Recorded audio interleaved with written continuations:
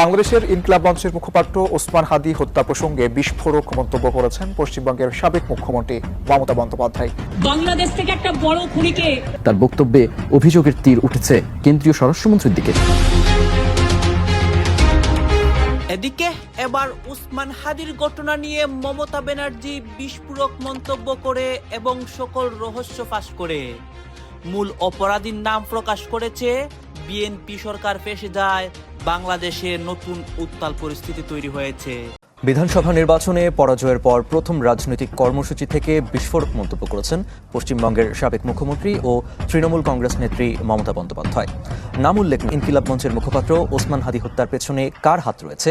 এতদিন তো আমি বলিনি, মুখ করিনি, আজকে অত্যাচারের শেষ সীমায় গেছেন বলে, কারণ এটা জানে আমি এখনো নামটা বলছি না ভদ্রতা করে, বাংলাদেশের লোক উত্তাল হয়ে যাবে। আমি সেটা চাই না, আমি দেশকে ভালোবাসি না, বলবো না দেশের স্বার্থে।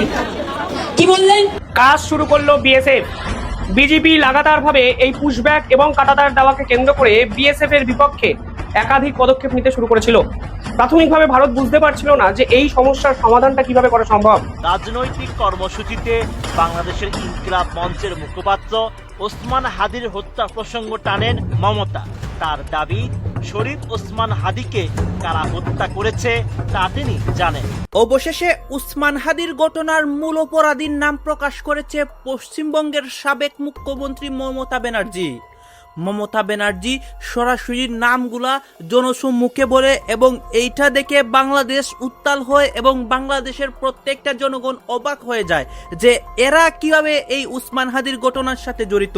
আপনারা দেখতে পারবেন বর্তমান বিএনপি সরকার, তারেক রহমান স্বরাষ্ট্রমন্ত্রী বিপদে পড়ে এবং বাংলাদেশের মধ্যে যে একটা উত্তাল পরিস্থিতি হয়, এই উত্তাল পরিস্থিতির মধ্যে অসংখ্য ঘটনা ঘটে, যে ঘটনাগুলো সারা বিশ্ব নাড়িয়ে দিয়েছে। আপনারা দেখতে পারবেন মমতা ব্যানার্জির বক্তব্য এবং বাংলাদেশের অবস্থা সবকিছুই তুলে ধরবো এই একটি ভিডিওতে। বিধানসভা নির্বাচনে পরাজয়ের প্রায় এক মাস পর প্রথম রাজনৈতিক কর্মসূচিতেই বিস্ফোরক মন্তব্য করেছেন ভারতের পশ্চিমবঙ্গের তৃণমূল কংগ্রেসের সভানেত্রী মমতা ব্যানার্জি। কেন্দ্রের বিজেপি সরকারকে চাপে রাখতেই রাজনৈতিক কর্মসূচিতে বাংলাদেশের ইনকিলাব মঞ্চের মুখপাত্র ওসমান হাদীর হত্যা প্রসঙ্গ টানেন মমতা।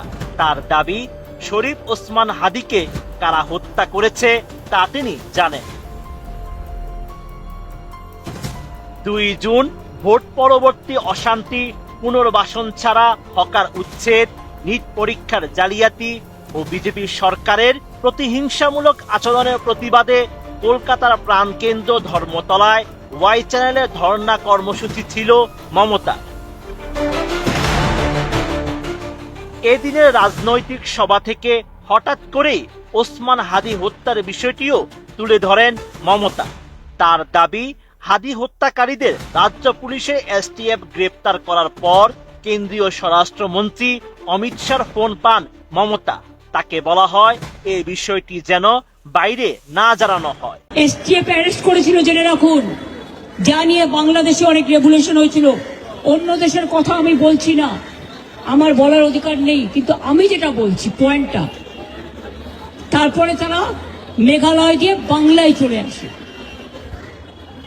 বাংলায় যখন চলে আসে তখন আমাদের এসটিএফ তাকে ধরে, এটা তাদের ক্রেডিট। তারপরে হোম মিনিস্টার নিজে আমাকে ফোন করে বলছেন, এতদিন তো আমি বলিনি, মুখ করিনি, আজকে অত্যাচারের শেষ সীমায় গেছেন বলে, কারণ এটা জানে আমি এখনো নামটা বলছি না ভদ্রতা করে, বাংলাদেশের লোক উত্তাল হয়ে যাবে। আমি সেটা চাই না, আমি দেশকে ভালোবাসি না, বলবো না দেশের স্বার্থে। কি বললেন? थोड़ा आपको बंगाल पुलिस को बोल दो ये बात बाहर में नहीं कहने के लिए, ये देश के लिए है। এই সময় কেন্দ্রীয় স্বরাষ্ট্রমন্ত্রীর উদ্দেশ্যে প্রশ্ন ছুড়ে দেন মমতা ব্যানার্জি। কাকে দিয়ে খুন করিয়েছিলেন?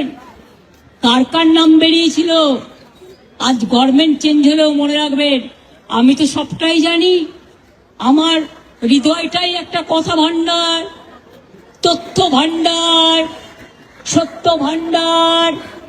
আমি তো সম্পদের ভয়ে কর্মীদের জলে ভাসিয়ে দিয়ে দল ছেড়ে চলে যাব না। বিধানসভা নির্বাচনের পর বিরোধী দলনেতা নির্বাচনকে কেন্দ্র করে ভাঙনের মুখে দাঁড়িয়ে আছে মমতার দল তৃণমূল কংগ্রেস। মোট 80 জন বিধায়কের মধ্যে 60 জনের বিদ্রোহী হিসাবে চিহ্নিত হয়েছে। 2 জুন মমতার ধর্ণা কর্মসূচিতে উপস্থিত ছিলেন মাত্র 6 জন বিধায়ক। এমন অবস্থায় বিজেপিকে নিশানা করেছেন দলনেত্রী ও সাবেক মুখ্যমন্ত্রী মমতা ব্যানার্জি। বাংলাদেশ থেকে একটা বড় খুনিকে এসটিএফ অ্যারেস্ট করেছিল, জেনে রাখুন। যা নিয়ে বাংলাদেশে অনেক রেভুলেশন হয়েছিল। অন্য দেশের কথা আমি বলছি না, আমার বলার অধিকার নেই, কিন্তু আমি যেটা বলছি পয়েন্টটা। তারপরে তারা মেঘালয় দিয়ে বাংলায় চলে আসে। বাংলায় যখন চলে আসে তখন আমাদের এসটিএফ তাকে ধরে, এটা তাদের ক্রেডিট। তারপরে হোম মিনিস্টার নিজে আমাকে ফোন করে বলছেন, এতদিন তো কই আমি বলিনি, মুখ করিনি, আজকে অত্যাচারের শেষ সীমায় গেছেন বলে। কারণ এটা জানে, আমি এখনো নামটা বলছি না ভদ্রতা করে, বাংলাদেশের লোক উত্তাল হয়ে যাবে। আমি সেটা চাই না, আমি দেশকে ভালোবাসি। না বলবো না দেশের স্বার্থে। কি বললেন? आप थोड़ा आपको बंगाल पुलिस को बोल दो ये बात बाहर में नहीं कहने के लिए। ফোটানোর ঝামেলা ছাড়াই নিরাপদ পানির জন্য ঘরে আনুন পিওরিট। কল করুন 16627। ये देश के लिए है। কাকে দিয়ে খুন করিয়েছিলেন, কার কার নাম বেরিয়েছিল। আজ গভর্নমেন্ট চেঞ্জ হলেও মনে রাখবেন, আমি তো সবটাই জানি। আমার হৃদয়টাই একটা কথা ভান্ডার, তথ্য ভান্ডার, সত্য ভান্ডার।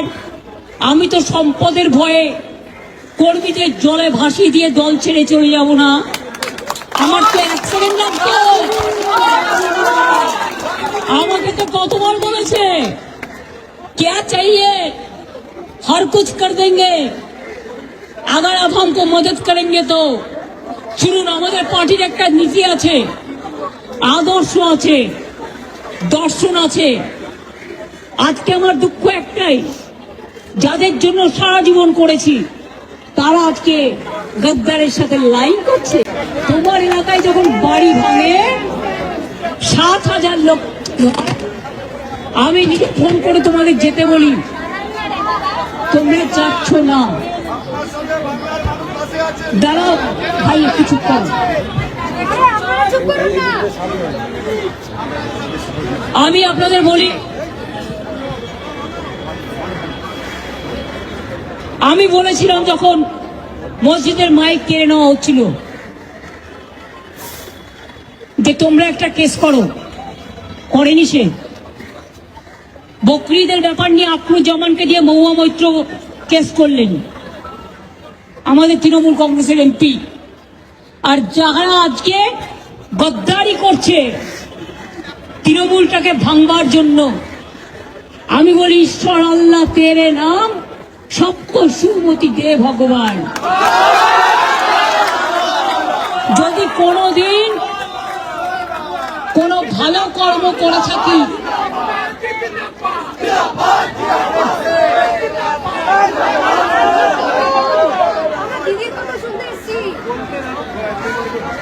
যদি কোনোদিন কোনো ভালো কাজ করে থাকি, কর্মই ধর্ম মাথায় রাখবেন, সেটা মেনে চলবো। ছোটবেলা থেকে বাবা মার কাছ থেকে এই শিক্ষাই আমরা পেয়েছি। কাজ শুরু করলো বিএসএফ। বিজেপি লাগাতার ভাবে এই পুশব্যাক এবং কাঁটাতার দেওয়াকে কেন্দ্র করে বিএসএফ এর বিপক্ষে একাধিক পদক্ষেপ নিতে শুরু করেছিল। প্রাথমিকভাবে ভারত বুঝতে পারছিল না যে এই সমস্যার সমাধানটা কিভাবে করা সম্ভব, কারণ বিজেপি অত্যন্ত সুকৌশলে বাংলাদেশের সাধারণ মানুষকে বিএসএফ কে বাধা দেওয়ার কাজে ব্যবহার করছিল। কালকে শিলিগুড়ি করিডোরের কাছে বিএসএফ যখন কাঁটাতার দেয়, তখন বাংলাদেশিদের পক্ষ থেকে ইট ছোড়া হয়, কিংবা কখনো কখনো আমরা দেখছি যে ধারালো অস্ত্র নিয়ে বিএসএফ এর দিকে লক্ষ্য করে কোনো ধরনের পদক্ষেপ গ্রহণ করার চেষ্টা বাংলাদেশিদের পক্ষ থেকে করা হচ্ছে। এবং আমরা কিন্তু খুব সহজেই বুঝে যাই এর পিছনে আছে বর্ডার গার্ড অফ বাংলাদেশের রণকৌশল। তারা যেন তেন প্রকারে এই সীমান্তে কাঁটাতার দেওয়ার বিষয়টিকে আটকানোর চেষ্টা করেছে, কারণ তারা জানে যদি সীমান্তে কাঁটাতার দেওয়া কমপ্লিট হয়ে যায় তাহলে তারা টাকা খেয়ে অবৈধ অনুপ্রবেশকারীদের ভারতবর্ষে ঢোকাতে পারবে না। পরবর্তীকালে বিএসএফ আসরে নামে 8ই জুন হাই ভোল্টেজ একটি মিটিং কন্ডাক্ট করা হয়, যেখানে বিজেপি, বিজিবি এবং বিএসএফ এর পক্ষ থেকে টপ মোস্ট অফিসিয়ালরা সেই মিটিংয়ে পার্টিসিপেট করবে। আর সেই মিটিং এর আগেই কালকে মুর্শিদাবাদ থেকে 17 জন বাংলাদেশিকে পুশব্যাক করে বাংলাদেশে পাঠিয়ে দেওয়া হলো। অর্থাৎ ঘরের ছেলে ঘরে ফিরে যাও। তোমরা বুঝতেই পারোনি তোমরা কাদের বিপক্ষে লড়ছো। তোমরা ভারতীয় বিএসএফ কে তোমরা ইট ছুটছো। তোমরা জানোই না এই বিএসএফ বা ভারতীয় সেনা পৃথিবীর অন্যতম শক্তিশালী সেনা। তাদের বিপক্ষে রুখে দাঁড়ানোর ক্ষমতা বাংলাদেশের মতো ছোট্ট পুচকে রাষ্ট্রের যে নেই, তারা জেনেও এই ধরনের সাহসী পদক্ষেপ ক্রমাগত করছিল। যেই সাহসী পদক্ষেপের দিন শেষ, বিএসএফ এত বাধা বিপত্তি সত্ত্বেও 17 জন বাংলাদেশিকে মুর্শিদাবাদের সীমান্ত দিয়ে তাদের দেশে পাঠিয়ে দেয়। অর্থাৎ শুভেন্দু অধিকারী যেটি চেয়েছিলেন ঠিক সেরকম ভাবে অ্যাকশন এক্ষেত্রে বিএসএফ কিন্তু নিয়েছে। এবং ডিটেক্ট, ডিলিট, ডিপোর্ট, জাল আধার কার্ড, জাল ভোটার কার্ড, জাল প্যান কার্ড, এই সকল দিন শেষ। ডিরেক্ট অ্যাকশন, ঘরের ছেলে ঘরে ফিরে যাও। জেলে থেকেও ভারতীয় সম্পদ নষ্টের কোনো অধিকার তোমাদের নেই, তা বিএসএফ স্পষ্ট কালকে বুঝিয়ে দিয়েছে। 17 জন এতদিন হোল্ডিং সেন্টারে ছিল। এই হোল্ডিং সেন্টার তৈরি হয়েছিল রোশনবাগ বিএসএফ ক্যাম্প এর ধারে কাছে। কালকে এই ক্যাম্পে হস্তান্তর করা হয় এবং কোন সীমান্তে দিয়ে হস্তান্তর করা হয়েছে তা কিন্তু মানে বাংলাদেশে পাঠিয়ে দেওয়া হয়েছে তা কিন্তু এখনো প্রকাশ্যে আসেনি। গত শুক্রবার মালদার ইংলিশ বাজারে হোল্ডিং সেন্টার থেকে এর আগে 9 জন অনুপ্রবেশকারীকে কিন্তু বাংলাদেশে পুশব্যাক করা হয়। অর্থাৎ যতই বিরোধিতা আসুক বিএসএফ এর কাজ কিন্তু ক্রমাগত চালাচ্ছে। হোল্ডিং সেন্টারে আরো 9 জন এই বাংলাদেশি এতদিন অবধি বন্দী ছিল, যাদেরকেও পুশব্যাক করা হয়েছে বলে বিএসএফ মারফত পরিষ্কার জানিয়ে দেওয়া হয়েছে। শনিবার রাতে যাদের ফেরত পাঠানো হলো তাদের মধ্যে অন্যতম হলো শহীদুল ইসলাম। 26শে মে গভীর রাতে গোপন সূত্রে খবর পেয়ে সুতি থানার পুলিশ মহেন্দ্রপুর এলাকায় অভিযান চালিয়ে তাকে পাকড়াও করে। শহীদুল নিজে বলেছেন তিনি বাংলাদেশের বাসিন্দা এবং 1 বছর আগে দালাল মারফত ভারতবর্ষে আসেন এবং তৃণমূলের সৌজন্যে তারা জাল আধার কার্ড, ভোটার কার্ড, পৃথিবীর যত জাল সার্টিফিকেট হয় তিনি জোগাড় করে ফেলেন। এরপর সুতি থানার মহেন্দ্রপুর এলাকায় তরুণী বিবিকে তিনি বিয়ে করে বসেন। একই স্ক্রিপ্ট, বাংলাদেশিরা ভারতবর্ষে আসছে, গ্রামগঞ্জে ঘুরছে, গ্রামগঞ্জের কিছু দুস্থ গরিব মহিলা বা মেয়ে তাদেরকে উঠিয়ে পাঠিয়ে বিয়ে করছে এবং তারা ভাবছে যদি ভারতীয় কোনো নাগরিককে বিয়ে করতে পারে তাহলেই তারা ভারতীয় নাগরিক হয়ে যাচ্ছে। বিহার নির্বাচনের সময় একই রকম কথা কিন্তু অমিত শাহ বলেছিলেন যে ভারত ক্রমাগত জাতীয় সুরক্ষার ক্ষেত্রে কম্প্রোমাইজড হয়ে যাচ্ছে, কারণ এই সকল বাংলাদেশিরা শুধু ভারতবর্ষে আসতে তা নয়, তারা ভারতের মহিলাদের বিয়ে করে নিজেদের নাগরিকত্বকে ভারতীয় হিসাবে প্রমাণ করার চেষ্টা কিন্তু করে যাচ্ছে। বাংলাদেশের শিবগঞ্জের কালীপুর এলাকার বাসিন্দা এই পার্টিকুলারলি শহীদুল, যিনি পুরনো যে নাম তার সেই সাকিনেই ফিরে যাবেন তিনি কিন্তু বলেছেন ক্যামেরার সামনে। এছাড়া ঈদের আগে গভীর রাতে সীমান্ত পেরিয়ে বাংলাদেশে যাওয়ার সময় পুলিশের জালে ধরা পড়েন আরো 7 বাংলাদেশি। ধৃতদের বাড়ি বাংলাদেশের কুষ্টিয়া জেলার দৌলতপুর এলাকায়। তারা কেরলে পরিযায়ী শ্রমিকের কাজ করছিলেন এবং ঈদের আগে বিতপুর হয়ে সীমান্তের দিকে যাওয়ার সময় পুলিশ তাদের ধরে নেয়। তারপর হোল্ডিং সেন্টারে জায়গা পায় এবং 7 জনও পুশব্যাকের সৌজন্যে এখন বাংলাদেশে। শনিবার লালগোলা থেকে আরো 2 জন বাংলাদেশিকে আটক করা হয়। ঘটনাচক্রে সমস্ত কিছুই কিন্তু পশ্চিমবঙ্গের সঙ্গে জড়িত হয়ে যাচ্ছে। লালগোলা বলুন, নিমতা বলুন, আমাদের বাংলা যেন বাংলাদেশিদের একটি সেফ হাউস হিসাবে এতদিন তৈরি করা হয়েছিল মমতা ব্যানার্জির সরকারের সৌজন্যে। এছাড়া বিভিন্ন জায়গায় ধরপাকড় চলছে। লালকেল্লার পদ্মা ভবনের পাশাপাশি আরো হোল্ডিং সেন্টার তৈরি করা হচ্ছে। অর্থাৎ ডিটেক্ট, ডিলিট এবং ডিপোর্ট প্রক্রিয়া সম্পূর্ণ নির্বিঘ্নে শেষ করার জন্য বিএসএফ এবং পশ্চিমবঙ্গ সরকার একত্রে কাজ করছে, তা কিন্তু পরিষ্কার। পাশাপাশি এই যে পার্টিকুলার অরাজকতা সীমান্তে তৈরি হচ্ছে সেই পুরো বিষয়ে কিন্তু বিএসএফ অত্যন্ত তৎপর। বিএসএফ পরিষ্কারভাবে এই সকল বাংলাদেশি যারা অবৈধ তাদের তো ফেরত পাঠাচ্ছে, উল্টে একাধিক ডার্ক জোন যেখানে কাঁটাতার দেওয়া সম্ভব নয় সেখানেও কিন্তু একাধিক গুরুত্বপূর্ণ পদক্ষেপ নিচ্ছে। ভারত এবং বাংলাদেশের মধ্যে 600 কিলোমিটার জায়গা এরকম আছে যেখানে ডার্ক জোন হিসাবে চিহ্নিত করা হয়েছে, যেখানে কাঁটাতার দেওয়া সম্ভব নয়। নদী, জলাশয়, পাথুরে ভূমি, জঙ্গল, অবস্থা এমনই যেখানে সূর্য রশ্মি মাটি অব্দি পৌঁছায় না, ফলে এই জায়গাটি অন্ধকারাচ্ছন্ন হয়ে থাকে। দালালরা বেসিক্যালি সেই জায়গাটিকেই কাজে লাগানোর চেষ্টা করছে, তা কিন্তু পরিষ্কার। ফলে সেই জায়গাতে থার্মাল ডিটেকশন লাগানো হচ্ছে। ফলে কোনো অবস্থায় যদি কোনো মুভমেন্ট ওই জায়গায় তৈরি হয় তাহলে বিএসএফ এর মনিটরে কিন্তু সেটি ধরা পড়বে। রেডিয়েশন ওরিয়েন্টেড একাধিক পদক্ষেপ নেওয়া হয়েছে। ফলে কোনো অবস্থায় যদি ওই জায়গায় কোনো অবৈধ অনুপ্রবেশকারী দালাল মারফত ভারতে ঢোকার চেষ্টা করে তাহলে কিন্তু তার ছবি বিএসএফ এর ক্যামেরায় উঠে যাবে। অর্থাৎ পশ্চিমবঙ্গকে কেন্দ্র করে যে অবৈধ অনুপ্রবেশকারী ব্যবসা দিনের পর দিন চলতো, সেই ব্যবসা শেষ করার পদক্ষেপ এখানে বিএসএফ এর পক্ষ থেকে নেওয়া হচ্ছে, যা জাতীয় সুরক্ষার জন্য। আপনারা দেখলেন এখানে কি কথা হচ্ছে, অনেকে কিন্তু অনেক কথা বলতেছে, বিশেষ করে এখানে দেখতে পাচ্ছি আমরা ওসমান হাদির ঘটনার বিষয়ে কথা হয়, আর অনেক বিষয় নিয়ে কথা হয়। এই বিষয়গুলো দেখে এবং ভারতের রাজনীতির প্রেক্ষাপট নিয়ে আপনার মন্তব্য কি?